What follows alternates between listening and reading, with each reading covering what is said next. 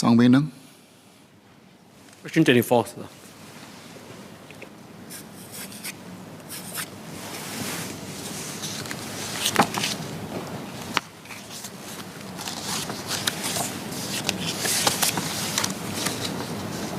Mr. Speaker, may I have your permission to answer questions 24, 25, and 26 together, please? Yes, please. Mr. Speaker, the report released by the Energy 2050 Committee last month sets out several possible pathways for Singapore's power sector to achieve net zero by or around 2050, as well as the transformational changes needed to achieve this and the challenges arising from geopolitical trends and technological advancements. And one of these pathways contemplates an energy future where we successfully deploy large-scale, low-carbon technologies at lower costs for energy generation. These new technologies may include hydrogen, geothermal energy, and nuclear energy. Now, let me explain how we view these sources of energy and specifically focus on geothermal energy and nuclear energy. First, geothermal energy. Geothermal energy is an attractive energy source as it potentially provides a more consistent supply of energy compared to solar, which is intermittent due to Singapore's weather and cloud cover. Conventional geothermal systems are also not viable here in Singapore due to the lack of adequate hot water and steam resources at shallow depths. However, due to recent advances in geothermal technology, we could possibly harness geothermal heat from deep underground. The Nanyang Technological University, or NTU, is conducting exploratory studies to estimate the geothermal resource potential in various parts of Singapore. If found feasible, geothermal energy could be a new source of indigenous clean energy in Singapore. Second, nuclear energy. Well, the government concluded a pre-feasibility study in 2012. And the study found that conventional large reactor technologies were not suitable for deployment in Singapore.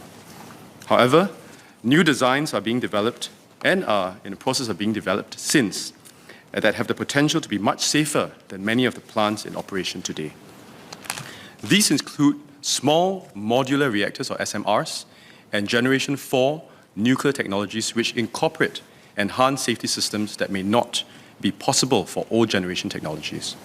And some of the SMRs are also designed to cool safely and passively without requiring external systems or operator actions, especially during emergencies. Now, besides nuclear fission, which is the current conventional old technology, there have also been significant interest and advances in nuclear fusion development. Unlike fission, nuclear fusion does not cause chain reactions and will not produce long-lived radioactive waste. Hence, nuclear fusion power plants can, at least theoretically, produce clean electricity to meet our energy needs. However, many of these advanced geothermal and nuclear technologies are still in research and development phase and have not begun commercial operations yet. So we will need to consider any decision to deploy new energy technologies against its safety, reliability, affordability, and environmental sustainability in Singapore's context.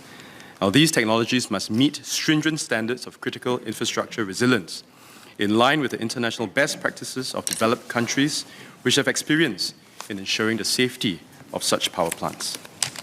And given the technical complexity of nuclear energy technologies, we will need to continue building our ability to better understand and assess their safety, security, and environmental implications before we consider them for deployment in Singapore.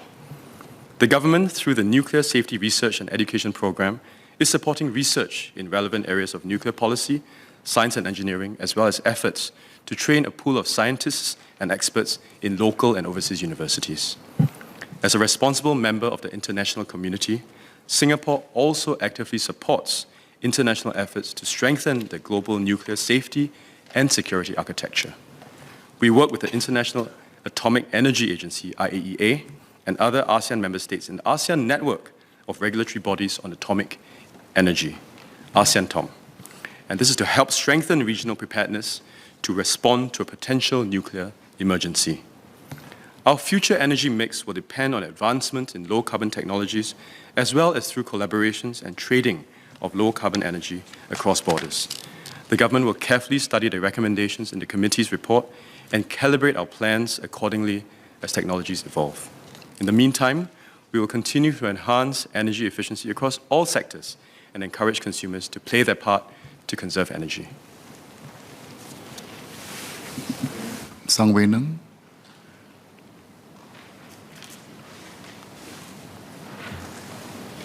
Thank you, Speaker. The Fukushima nuclear plant accident in 2011 is still fresh in the memory of many people's mind. And the war in Ukraine has also reminded many of the nuclear plant disaster in Ukraine in 1986. And we understand that nuclear plant is a lot more efficient and is cleaner.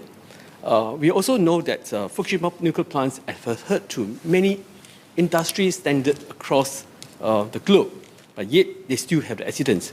So we want to know from Minister of State what are the areas and assurance can give to the Singaporeans and also our neighboring countries that in a quest for nuclear power, that we will have not have similar incidents like the Fukushima's nuclear plant disaster.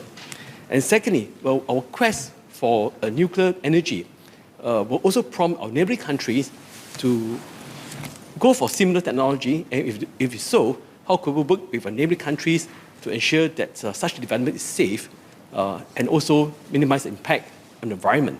Thank you. Thank the honourable member for his question. The Fukushima Daiichi nuclear power plant in Japan and the Zaporizhzhia nuclear power plant in Ukraine were constructed in the late 1960s and early 1980s, respectively.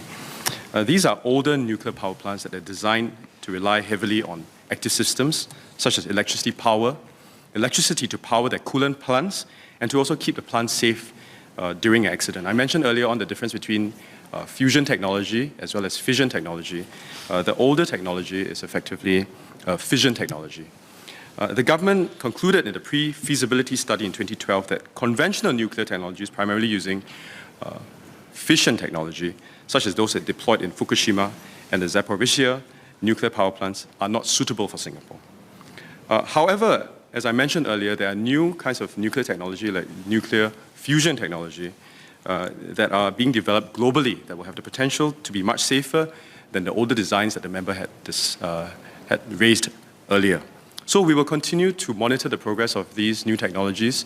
They are not yet commercially feasible, but they are increasingly becoming so, and we will monitor them closely.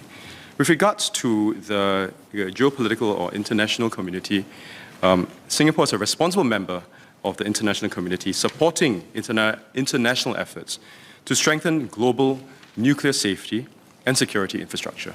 So we will work closely with the IAEA and other ASEAN member states on what I mentioned earlier is on the ASEAN TOM, to build up our knowledge of nuclear security, safety, and also to contribute towards the strengthening of regional preparedness to respond to a nuclear emergency.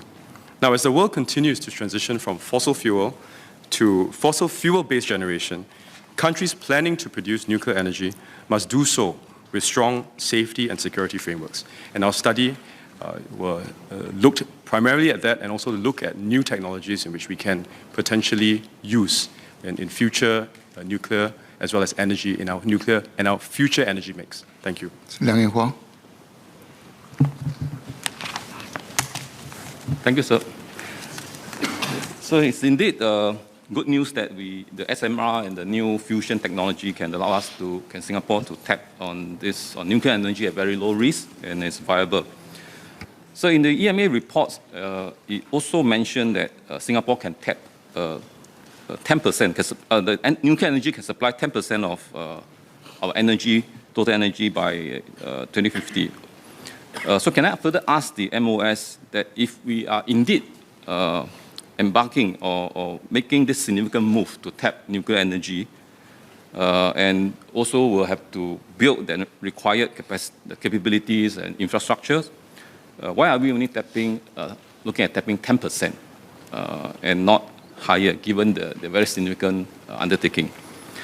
My second question is how soon can we build up these required specialized capabilities, the R&D setup, and the necessary investments, so that we can be among the early adopters? Thank you.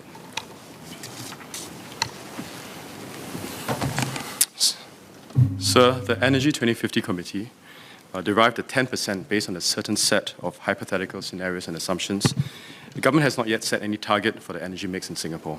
And the choice for determining the optimal energy mix for Singapore should be evaluated against factors that I mentioned earlier, which is affordability, sustainability, and energy security. On whether, why do we need to wait until 2050? Can we deploy this sooner? Well, as I mentioned earlier, most of the technology is currently being in research and development phase and have not yet been commercially deployed. And besides, even deploying the technology require a lot of infrastructure around the technology.